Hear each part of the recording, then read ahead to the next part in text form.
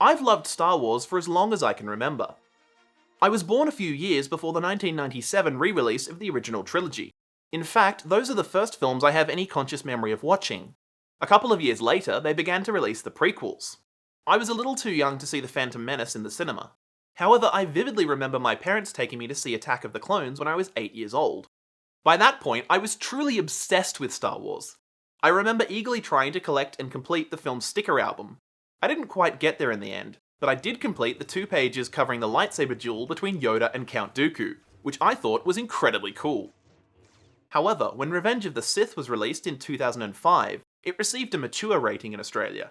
Because of this, I didn't actually see that film until a few years later. It's fair to say that the Star Wars prequels weren't exactly met with universal acclaim. Personally, I don't think either The Phantom Menace or Attack of the Clones are irredeemably bad films. However, Revenge of the Sith is an improvement on its 2 immediate predecessors. Like most people, I've come to consider it to be the best film in the trilogy.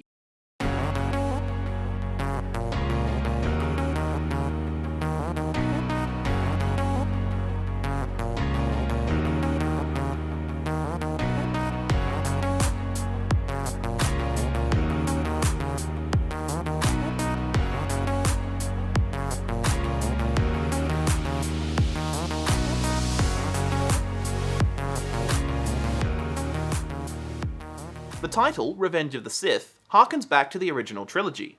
Return of the Jedi was initially promoted as Revenge of the Jedi. While it was ultimately felt that the Jedi shouldn't seek revenge, the concept is perfectly in keeping with the nature of the Sith. At last we will reveal ourselves to the Jedi. At last we will have revenge. Before we continue, be warned this video will include spoilers. Despite the scale of its narrative, Revenge of the Sith is a character-driven film. The relationship between Obi-Wan Kenobi and Anakin Skywalker is a far cry from their uncomfortable dynamic in Attack of the Clones. We will not go through this exercise again, Anakin. And you will pay attention to my lead. Why? What? Hayden Christensen was able to play a more confident and mature version of Anakin in this film. His promotion to Jedi Knight in the intervening 3 years places the former Master and Apprentice on more equal footing. Their interactions in this film support the older Obi-Wan's claims in A New Hope. He was the best star pilot in the galaxy, and a cunning warrior. I understand you've become quite a good pilot yourself. And he was a good friend. Of course, this only makes Anakin's inevitable downfall all the more tragic. You were my brother, Anakin! I loved you! The scene in which the 2 Jedi unknowingly part company for the last time as friends is really well staged, with Obi-Wan stepping into the light while Anakin remains in the shadows. As this was the final film in the trilogy, and therefore chronologically closest to A New Hope, Ewan McGregor made an effort to bring his performance as Obi-Wan closer to that of Sir Alec Guinness in the original trilogy.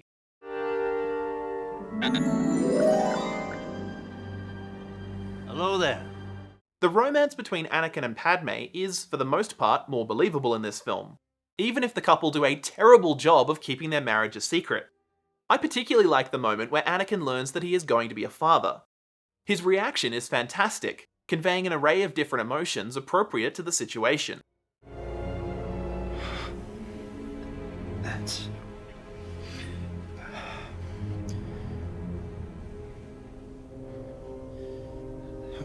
That's wonderful.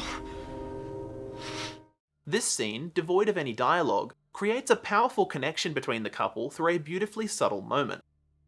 Unfortunately, despite Natalie Portman receiving second billing, Padme has very little to do in this film. This isn't all that surprising when you consider that the majority of her scenes were cut. The film originally included a subplot in which Padme and a group of other senators, including Bail Organa and a young Mon Mothma, form an alliance to prevent the Supreme Chancellor from further altering the Galactic Constitution.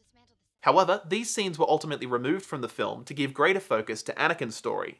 As the trilogy's most prominent female character, it's disappointing that Padme wasn't given more agency.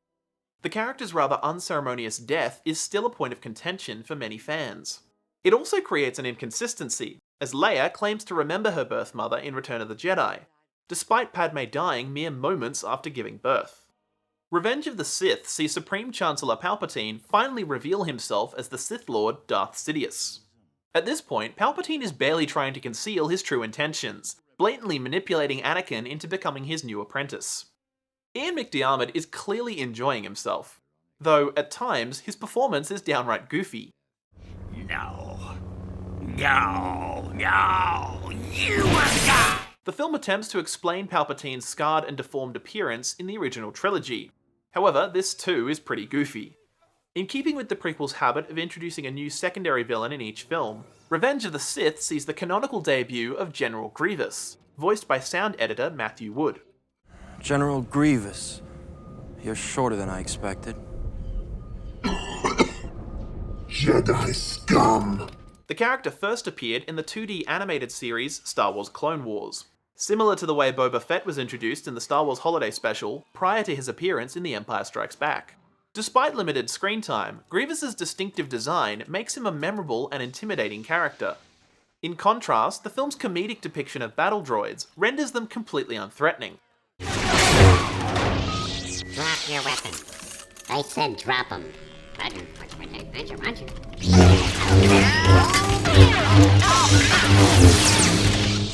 One of the film's more unexpected inclusions is the return of Chewbacca, played once again by Peter Mayhew.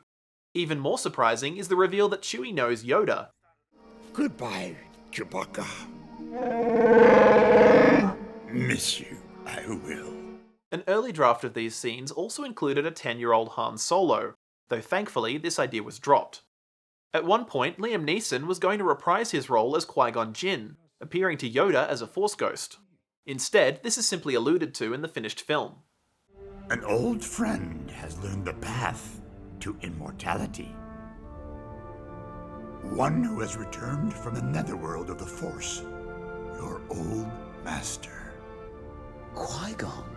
This storyline was eventually expanded on in the animated series Star Wars The Clone Wars.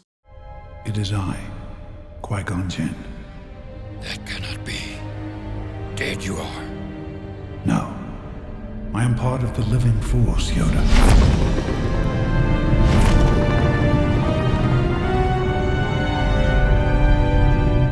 Star Wars creator George Lucas makes a cameo during the Galaxy's Opera House scene.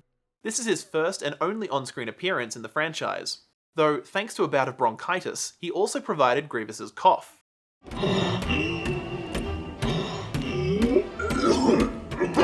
Don't forget to give this video a like, and if you haven't already, make sure you subscribe so you don't miss any future videos. As with the previous two films, George Lucas wrote and directed Revenge of the Sith himself. While his dialogue may not be Shakespeare, Lucas is a talented director, and Revenge of the Sith shows his growth across the trilogy. There's a reason so many scenes are considered iconic, and it isn't solely thanks to the countless memes the film has spawned. Hello there. Lucas has always been an ambitious filmmaker, and his most iconic creation reflects that. Since 1977, Star Wars has and continues to push the boundaries of filmmaking. A common criticism of the prequels is their over-reliance on CGI and green screen. Revenge of the Sith marks the peak of that trend, with admittedly mixed results. That said, many of the film's visual effects are still impressive. Fully CG characters, like Yoda and Grievous, integrate naturally with the film's live-action elements. One thing I particularly appreciate is the level of background detail in any given shot. Even after multiple rewatches, you can still spot something new. As had been the case with Attack of the Clones, the clone trooper armor is entirely digital. No physical suit was ever made.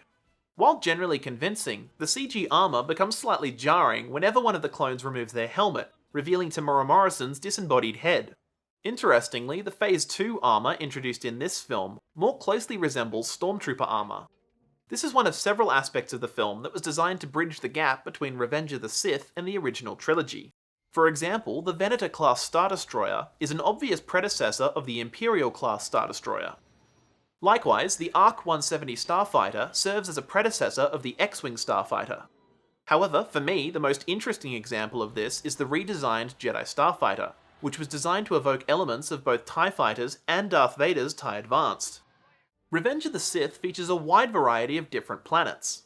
The film includes the first canonical appearance of the Wookiee homeworld Kashyyyk.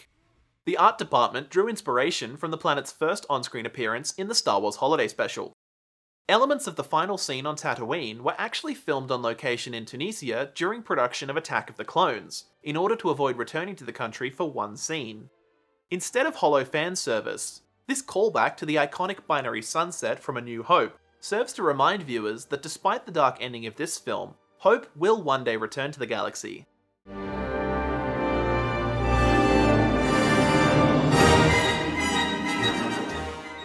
John Williams' score for Revenge of the Sith feels like a celebration of the entire Star Wars saga up to that point, integrating familiar themes and motifs from the previous 5 films.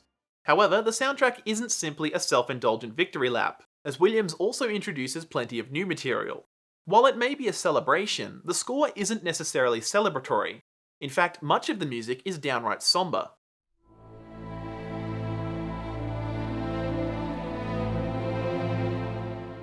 Tracks like Anakin's Betrayal and Battle of the Heroes reflect the film's generally darker tone.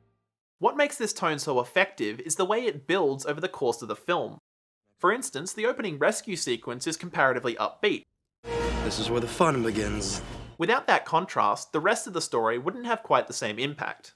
The film's gradual descent into darkness parallels Anakin's turn to the dark side of the Force. Revenge of the Sith is ultimately a tragedy.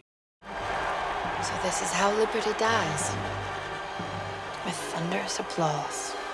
George Lucas uses viewers' narrative foreknowledge to create a sense of foreboding.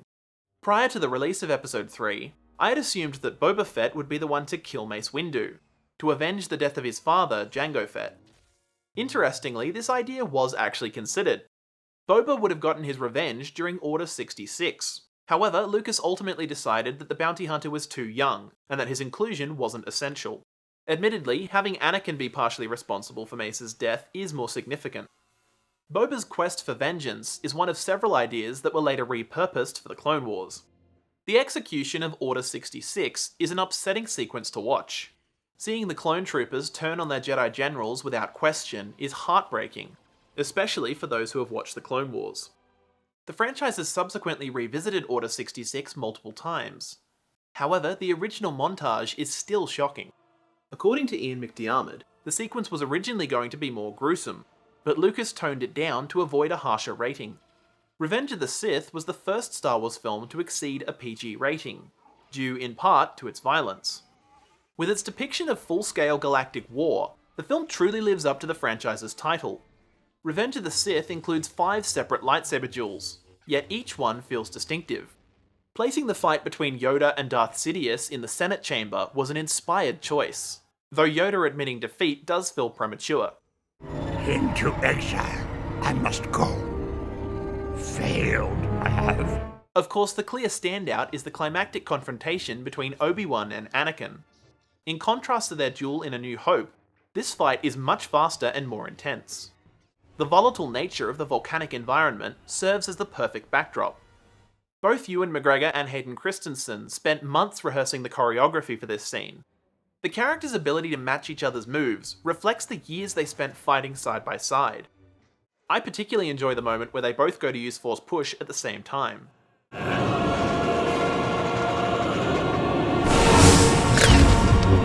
While I still consider the duel between Luke and Vader in Return of the Jedi to be more emotionally engaging, there's no denying the weight of this confrontation on Mustafar.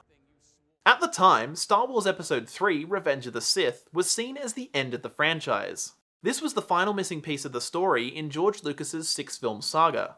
While it may not have played out exactly as they'd expected, the film gave fans what they'd wanted to see since 1983, the fall of Anakin Skywalker and the rise of Darth Vader. Of course, this wasn't ultimately the end of the franchise. In fact, the next theatrically released Star Wars film arrived a mere 3 years later. Regardless, the impact of Revenge of the Sith continues to influence the franchise on the big screen, the small screen, and beyond. As always, I'd love to hear your thoughts in the comments. Let me know how you feel about this film. If you enjoyed this video, why not give it a like? Maybe share it with a friend. Or an enemy. Either way, be sure to subscribe and turn on notifications to see more content here on Channel 73.